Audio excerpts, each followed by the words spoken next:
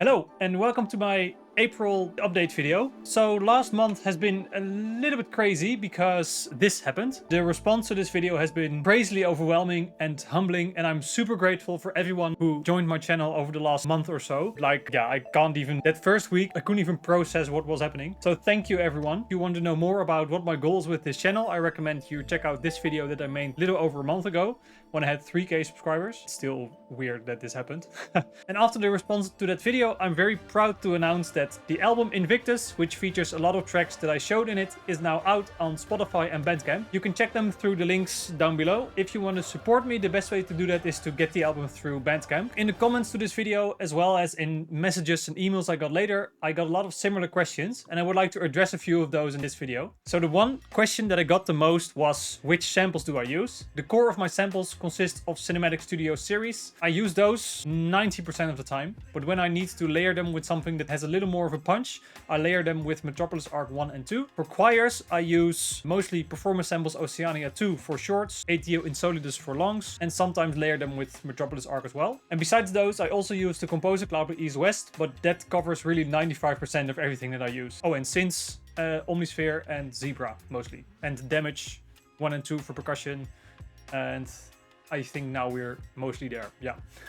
Do realize that I have spent years building all of these up, saving for them, getting them in sales. Literally half my life I've been spending money on samples. But if you want to look for cheaper alternatives or free alternatives even, for DAWs you have Reaper and FL Studio, which are a lot cheaper. For samples you have the free ones like the Berlin Free Orchestra that's just new. Spitfire has a whole labs thing that's all free, and Project Sam also has a free orchestra. If you're looking at sort of cheaper or monthly subscription things where you say, oh, I want to check this out for a little bit, see if it's something for me, East West Composer Cloud and Museo, they have monthly subscription things, and they are on the cheaper end where you get a whole lot of value for a lower price. Besides that, I also got a question about the rest of my setup. Let me see if I can make a video that while I talk over it, which is I have keyboard, some faders, speakers, questions, and some shakers. That's about it. There's not a lot, just I really like these faders. They're very tactile. I've had them for years. I don't have a very large space, so for the things that I do, this is plenty. I would like to leave this room at some point because I've been here for 6 years. Sometimes walls are closing in around me.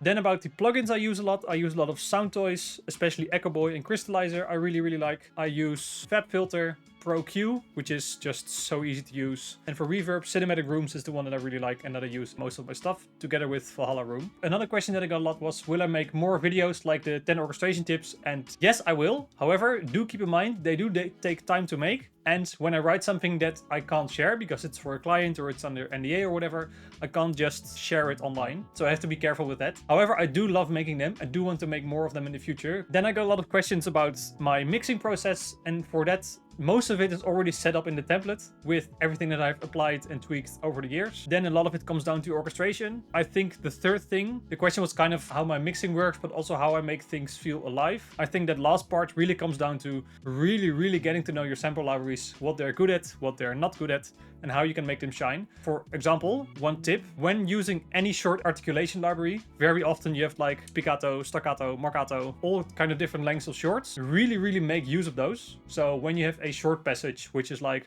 pam pam pam pam pam, instead of having them all with the same length, maybe the first one, pam pam pam, it already gives it a little bit of a lift off and the phrase becomes more and more alive. And in order to do that, you need to leverage the different short articulations that you have at your disposal. My favorite key is Lydian, any type of Lydian really. Another question I got was, share some thoughts on getting paid work. I spent some more time in this video about it, but in short, try to go to places where I can meet people who do the work I want to write for. So conferences or meetups or whatever. And other than that, share your work, be visible, be kind. And I think the last one is the most important one. Then the next topic, I wanted to make this a short video, but here I am rambling for 9 minutes already.